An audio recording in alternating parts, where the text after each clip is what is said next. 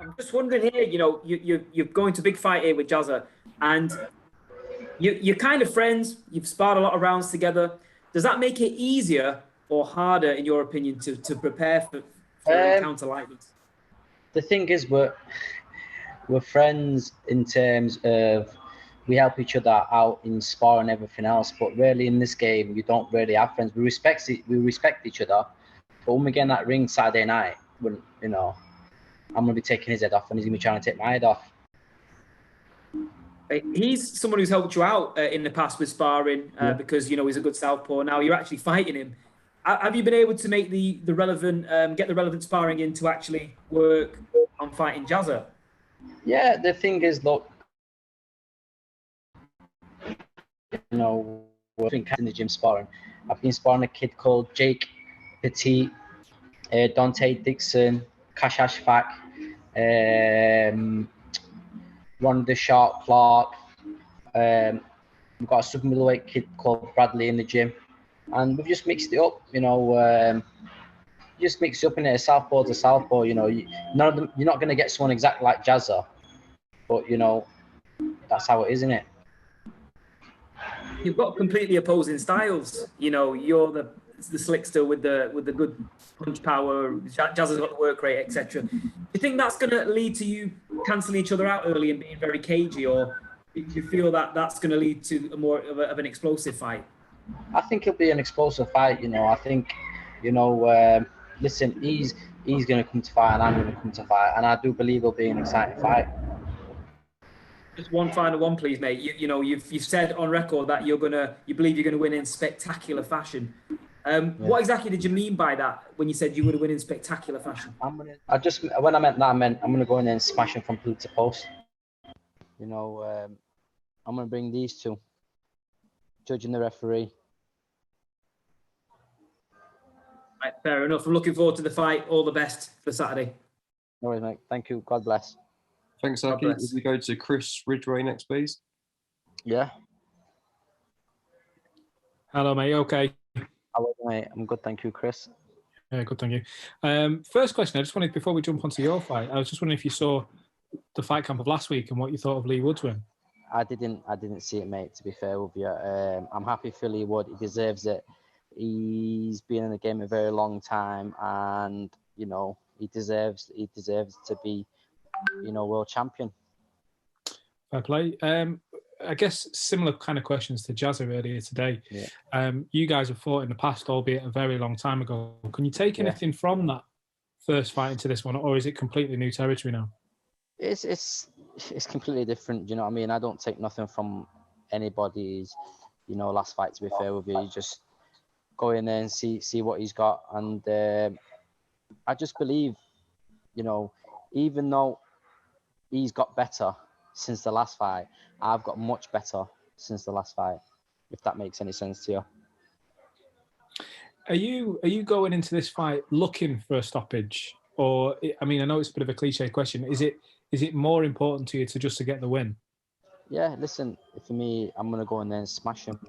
If the stoppage comes, the stoppage comes. If it doesn't, it doesn't. I'm not going in looking for a stoppage. I never do in any fight. But I'm looking to go in there and seriously hit him, yeah. Are there big fights to be made in your division after this fight? I mean, you mentioned Lee a moment ago. Obviously. Yeah, listen, it's all about winning this next fight. I'm not really focused on any fight after this. I'm just focused on August the 7th and doing a job on Jazza Dickens, because it's going to be a hard fight. Fair play. Well, listen, we wish you all the best for Saturday, mate. Thank you, man. Take care. God bless, Chris. Thanks, Chris. If we go to Dona next, please. Hey, mate, how's it going? Hello, how are you, my friend? Not too bad. I wanted to ask about, I think it might have been asked a little bit earlier, but I was kind of jumping on a little bit late, so if it has been, I apologize. But what's different now? Obviously, it's been a long time. There's a lot, I would imagine, is the answer. But what's different now than 8 years ago? There's a lot, isn't there? What's the difference between you 8 years ago and you 8 years today? I bet 12 stone, I'd say. Good answer. It's just different, innit? You're both physically different, mentally, and in every aspect, you know, if he hasn't changed since the first fight, then he wouldn't be in this position he is now, if you know what I'm saying to you. He's learned from that fight and he's moved on and he's learned from fights after that. And I have, you know, I just believe, you know, I'm better than him in every department. I believe, you know, I've took less miles than he has. And I believe, you know, I just believe overall I'm better than him in every single department. He, of course, with the bookies, he's a massive underdog. Do you think that people are maybe, the public are maybe taking him a little bit lightly, given how things went between you the last time? Listen, with Jazza, full stop, you can never ever underestimate someone like him, because he lives the life. He'll give anyone a hard fight, and you know, he's been in this game a very long time, and overall he's a decent fighter. He's very good, you know what I mean? I'm not taking no credit. I'm not saying he's not very good. I'm just saying overall he'll give anyone 26 pound in the world, you know, trouble. He'd look in his last fight, well, the fight before that, he beat Lee Wood, and Lee Wood's a world champion. So that says something about him. Do you know what I'm saying to you? So, you know, I do believe he's world class. I just believe I'm special. Last one from me. Of course, last weekend we saw a sort of a worrying situation where at the 11th hour they lost their main event. Have you been taking measures to make sure that you will not fail the test that Conor Benn did last week? Yeah, 100%. You know, I have a test every week. You know, let me just show you on my phone here. Oh, if you look down here, I've had a test every single week. Every single week, I've had a test. Every 4 or 5 days, I have a proper PCR test. Mm-hmm. Do you know what I mean? And the thing is, when you're in camp, not even in camp, I don't really go anywhere anyway. In particular, I don't. You know, I'm home gym. That's my routine. Thank you very much, man. Thank you, my man. Take care. Okay, if we go to Josh from Boxing Social next, please. Hi, mate. Hope you're well. How are you, mate? I'm good, my man. A couple from me. Firstly, you've been out of the ring for around 18 months now by the time you get back in. Yeah. And in that time, obviously, Jazz has been quite active. He had the golden contract and built up a bit of momentum. Do you think that'll play any part in the early stages of the fight while you look to find your rhythm and maybe shake off a bit of ring rust? Not really, you know. I just believe, well, when Floyd Mayweather boxed Marquez, he was out the ring for how long? 2 years. Long time. 2 years, whatever it was. He didn't really. I just think it all depends on what you do in that 2 year in the period that you're outside of the ring. In that 18-month time, I wasn't, you know, swanning around or out of camp or not training. I was always training, and you know, as long as you get the good sparring as well, you'd be okay. It just depends, and I just think certain fighters, after a fight, they disappear for 3 or 4 months, then they come back. It's going to take them 6 months to get back to where they're getting already, and then, you know, to get past that other point, they need to keep on training. I've trained all the way straight through. And another one from me. Obviously, you've long been touted as someone who has the talent and everything you need to win a world title. But what would it mean if you can, you know, finally get your hand raised on Saturday night and, you know, get your hands on that belt? What would it mean to you know, professionally? It's going to mean everything to me. You know, I've worked all my life to get to this position and to make sure, you know, Saturday night that IBF is coming back to Sheffield with me, 100%. And, you know, I'm not going to go in there and just think, yeah, you know, I'm going to just beat Jazza. I'm going to go in there and smash him, literally. Well, good luck for Saturday, mate, and I'm looking forward to watching the fight. Thank you, Josh. Take care, mate. Thanks, Josh. If we go to Joel Green next, please. You all right, kid? How are you, my man?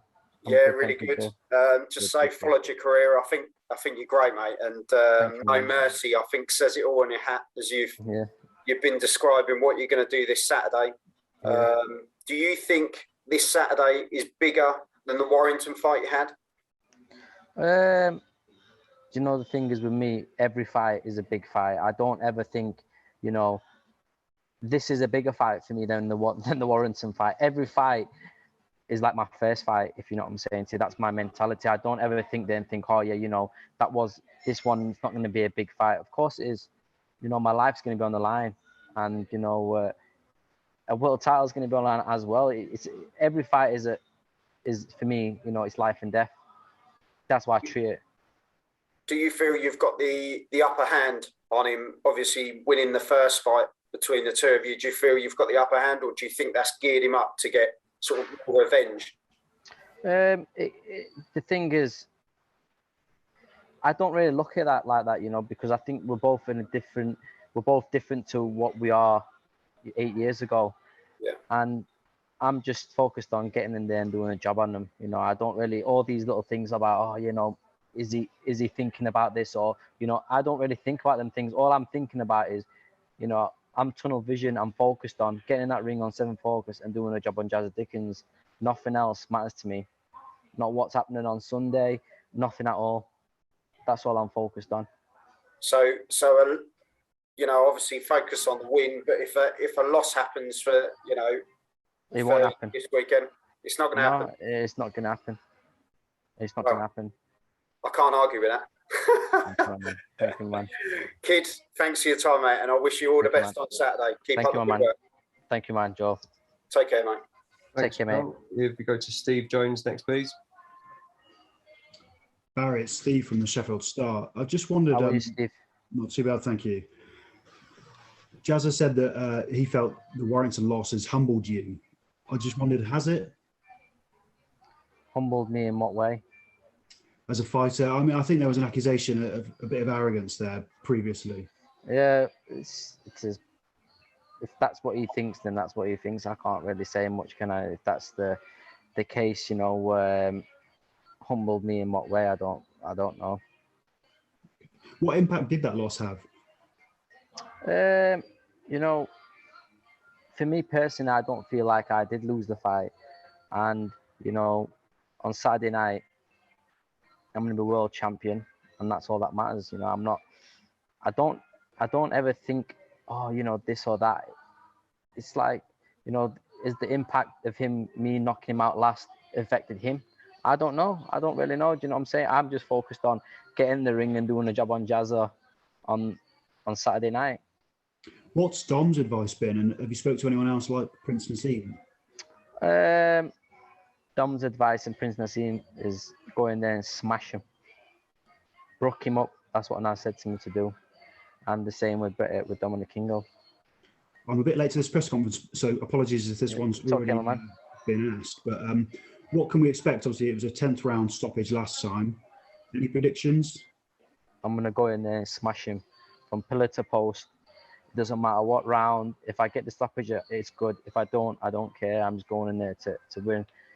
Bring that IBF title back to Sheffield. That's all I'm focused on doing. One final one then. Is there a first thing you want to do when you become world champion?